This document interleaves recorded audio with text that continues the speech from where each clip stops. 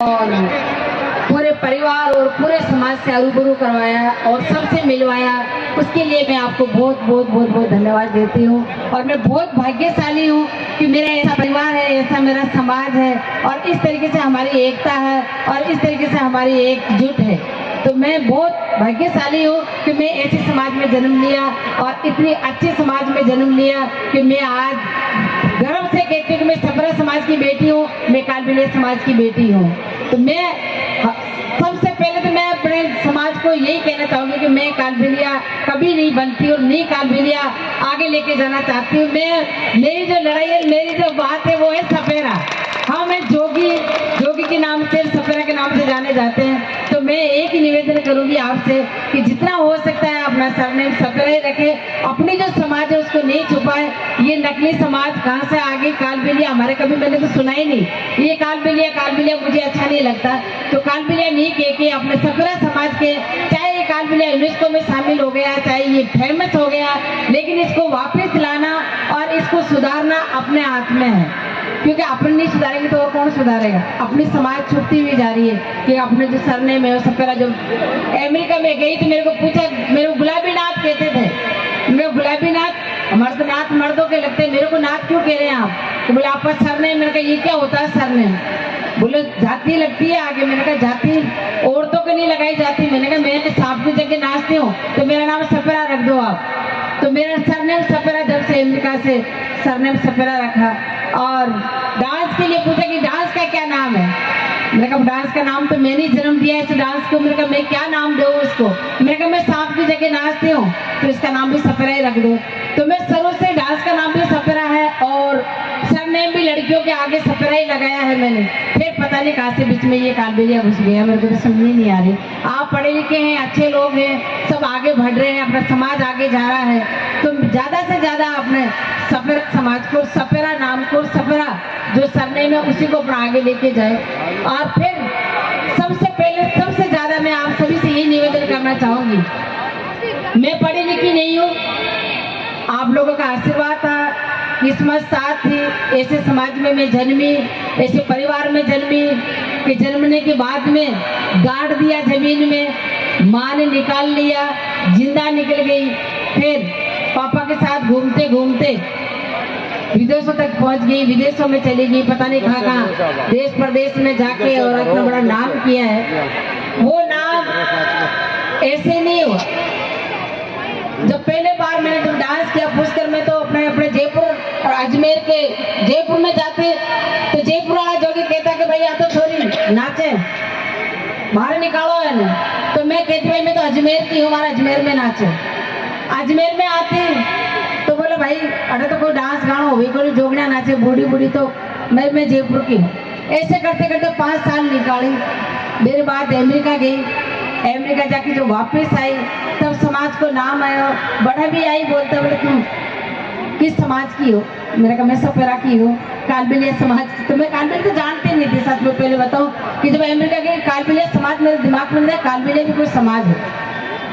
तो अगर मैं पढ़ी लिखी होती तो पता नहीं आज कहाँ से कहाँ होती। इतना ये ईश्वर की दिया है कि आप लोग गुरु लोगों का, बड़े लोगों का आशीर्वाद है जो मैं यहाँ तक पहुँची हूँ।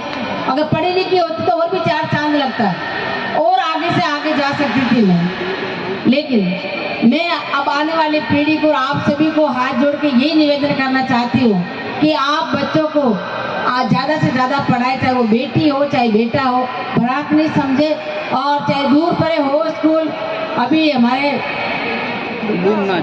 लूमनाथ जी हमारे कोशिश कर रहे हैं कि स्कूलें खुले जगह जगह। हम भी कोशिश कर रहे हैं कि हमारे गांव रानी में स्कूलें बने, हमारे समाज के स्कूल बने, हमारे समाज की पंचायत समिति बने, हमारे समाज की युवा स्थल बने, हमारे समाज की स्कूलें बने। ये हम लोग कोशिश कर रहे हैं ज़्यादा से ज़्यादा। और आप ज़्यादा से ज़्यादा कोशिश करें कि अपने बच्चों को पढ़ाएं लिखाएं, उनको आगे बढ़ाएंगे तो पढ़ेंगे तभी आगे बढ़ेंगे। बगैर पढ़े लिखे कुछ भी नहीं हासिल कर सकते अपन। वैसे चाहे 2-4 लोग पढ़ लिए आगे जा रहे हैं, वो अपना हक मांगने के लिए खड़े हो रहे हैं, लेकिन 2-4 लोगों से नहीं होगा। ये सबको खड़ा होना पड़ेगा, ये सब लोगों को आगे निकलना पड़ेगा, सबको पाँव पे खड़ा होना पड़ेगा। और सब लोग जब ये ठान तो उसकी इसके लिए अपने को पढ़ना पड़ेगा, बच्चों को पढ़ाना पड़ेगा और अपने पाँव पे खड़ा होना पड़ेगा। अगर अपने पाँव पे खड़े नहीं होंगे तो अपना अधिकार कभी नहीं मिल सकता। हमेशा ये कहते हैं ये तो आदिवासी लोग हैं, जंगल में रहते हैं, इनको क्या पता, ये लोग कुछ जानते नहीं है। अपने को ऐसा नहीं बनना, अब आगे बढ़ना है और आगे की दुनिया देखनी। मैं 165 कंट्री गई हूँ, 165, अपने इंडिया की नहीं, विदेशों की 165 कंट्री में जाके आई हूँ। मैंने देखा कि पढ़ाई कितनी महत्व रखती है, पढ़ाई कितनी इम्पोर्टेंट है अपने समाज के लिए, हमारे लिए। कि जब प्लेन में बैठने से पहले एप्लीकेशन भरवाते हैं, फॉर्म भरवाते हैं, वो हम लोग अनपढ़ है, फॉर्म को लेकर इधर उधर देखते हैं कि यार किसको भरे, कैसे भरे, बोलते भाई तू भर दे, किसी को टाइम नहीं होता वहाँ पे कि ये एप्लीकेशन भर दे। एक एप्लीकेशन तक की बात नहीं है, अपने आज का तो डिजिटल टाइम चल गया कि मोबाइल में भी अगर 10 साल बच्चा भी अगर देख रहा है तो पूरी दुनिया बैठे बैठे देख ले मोबाइल में। आज अपने यहाँ खड़े हैं, सब लोग खड़े बातें कर रहे हैं, पूरी दुनिया देख रही है इसको। तो अपन पढ़े लिखे, कुछ लोग पढ़े लिखे तभी तो आज पूरी दुनिया को दिखा रहे हैं ये जलसा, नहीं तो अपने से पहले पता नहीं कितने जलसे हो गए, कितने मौसर हो गए, कितने आरा हो गए, कितने नुक्ते हो गए, किसी को पता ही नहीं चला।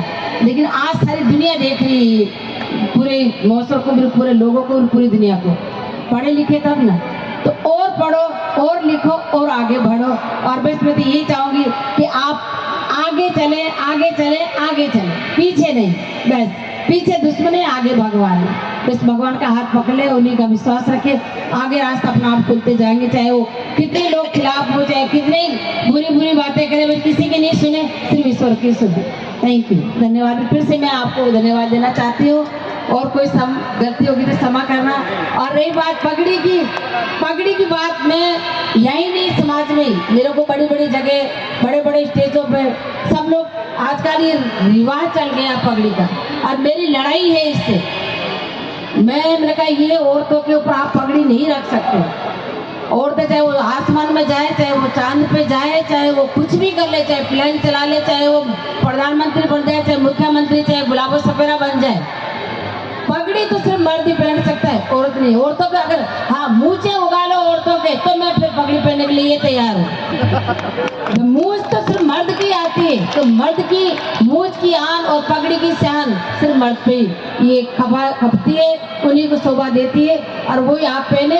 बस कभी औरतों के ऊपर हाथ जोड़े कहती हूँ, कभी औरतों के लिए पगड़ी नहीं लेके आए। हाँ, आपको मान सम्मान देना है, प्यार दे, सम्मान दे उनके लिए, चाहे आप 1 मीटर कपड़ा लाकर उनकी चुन्नी आप सिर उसका ढक सकते हैं कन्या समझ के, लेकिन आप पगड़ी नहीं रखें। Thank you.